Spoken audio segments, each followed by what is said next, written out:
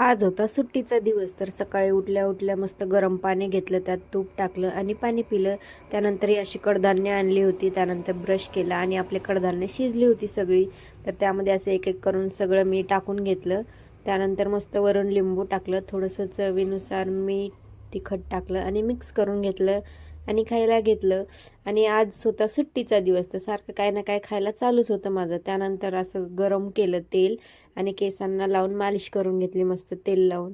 त्यानंतर आपलं एक पार्सल आलं होतं, तर ते पार्सलच आणायला गेले होते मी. तर त्यामध्ये मागवलं होतं सिरम. तर याचा रिझल्ट मी तुमच्याशी नक्की शेअर करेल. तर असं हे सगळं दुपारचं जेवण होतं. त्यानंतर आम्ही आलो दुर्गा टेकडीला. तर इथं असं तिकीट काढले, 10 रुपये पर पर्सन तिकीट होतं.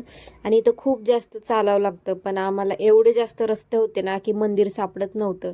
आणि त्यानंतर थोडा थोडा पाऊस पण चालू झालता.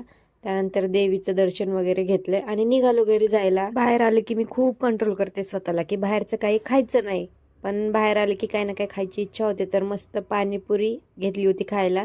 त्यानंतर आम्ही इथं थांबलो होतो. तर हे लोकेशन कोणतं आहे नक्की कमेंट करून सांगा. त्यानंतर आम्ही निघालो घरी. तर भेटूया नेक्स्ट ब्लॉगमध्ये. तोपर्यंत बाय बाय.